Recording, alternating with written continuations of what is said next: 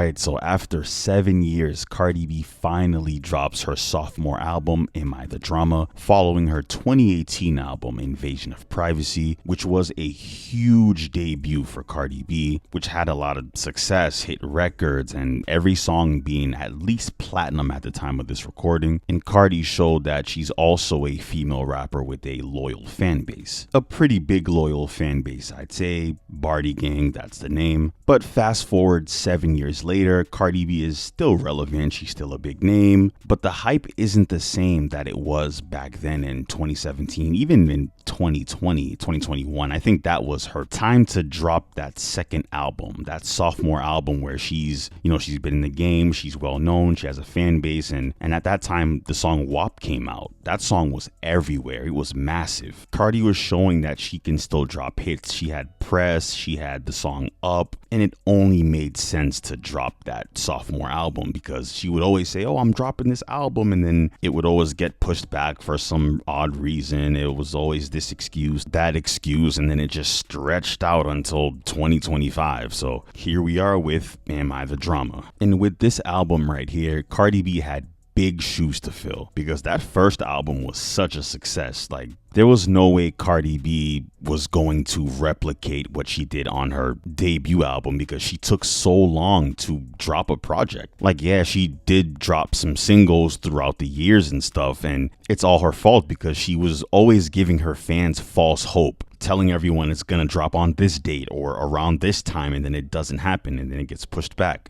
After a while, the fans get tired. Yeah, they might love you and everything like that, but they're gonna slowly start to move on and your hype is gonna start to die. And that's kind of what happened, to be honest, because based off the few singles that she came out with Outside. Yeah, it peaked in the top 10 on the Billboard Hot 100, but it immediately started to go down. It wasn't a steady hit or anything like that. And then she came out with Imaginary Players.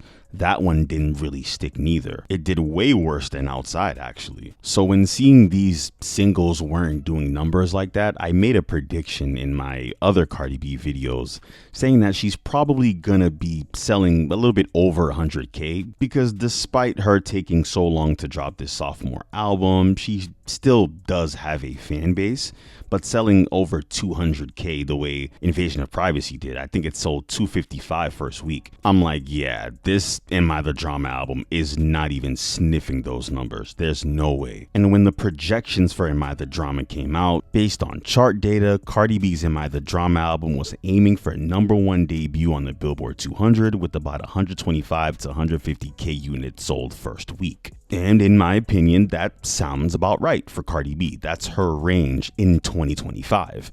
If this was 2020, 2021, then she would have definitely sold way more than that. But her music isn't hitting the way it was back then. And she took so long to drop, so that's on her. And when I saw those predictions, I'm like, there's no way Cardi B and her label is gonna let this happen. They're gonna boost up her sales. There's no way. And then boom, a few days later, it's projected that Cardi B is going to sell a little bit over 200K first week. Like, come on, we're not stupid. I knew Cardi B and her team didn't think it was enough. They wanted more. They wanted to be in that big dog status. But you knew Cardi B and her team was desperate when they added WAP and Up and older songs from years ago on this album. I'm just gonna name them all right now. She added Money, Please Me with Bruno Mars, Press, Bongos with Megan Thee Stallion, Enough, Like What Freestyle, and Dear Bardi Gang. They're really trying to reach that 200K mark. It's blatant, it's right in your face, and even the die-hard Cardi B fans know what she's doing. Let's be real. Like, she's been pumping so much juice on this album and having so many different versions of it too. She has a bonus edition, she has a release live edition, she has the court case edition with her face when she was in court, she has that edition, she has the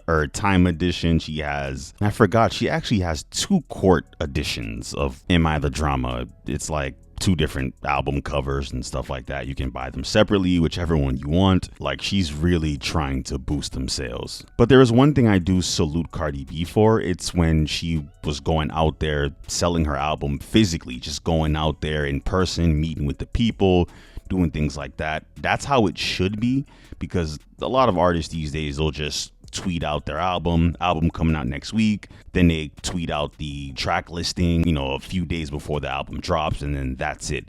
And then they're pissed that their album doesn't sell well first week. You're supposed to promote your album. So the way that Cardi B is doing it, I do respect that. That's how you're supposed to do it.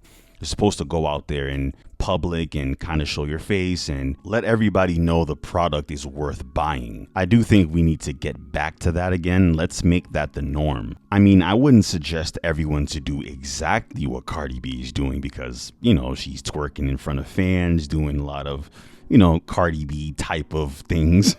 But y'all get the point. Go out there and promote your damn album. Payola? Is that payola? Are these bots? Let me show you what bots. No fucking bots, bitch. Real purchase, real people. Got that bitch flopping where, bitch? And I got receipts for days. Nasty ones. I even got ashy news. The payola's outside. Nah, that's not payola. That's real fans. Cardigan. Bitches thought I was finished last year. That's what it is.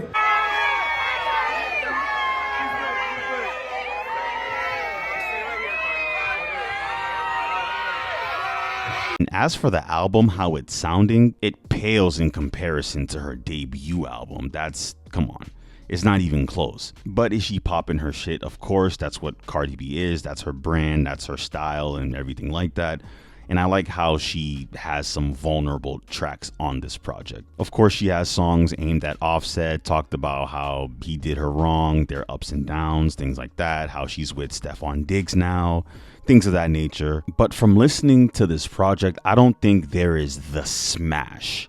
There's no smash record on this project. There's no huge hit in my opinion, but the song Safe, it's getting some steam. So I think that's the one that they're pushing, that they're aiming to put out there more. So yeah, there's that. And she got songs aiming at JT, Bia, etc., Lil Uzi, things like that. Of course, you guys probably seen it all over social media and things like that. So we'll see how this album does next week because they're pumping the hell out of this first week. They're squeezing as much as they can to get that 200K plus. But yeah, how did you guys feel about Am I the Drama? Did it live up to the expectations of her debut album, Invasion of Privacy? What are your favorite tracks? Were there any highlights on the album? You let me know anything down below in the comments. And with all that being said, I will catch you guys on the next one.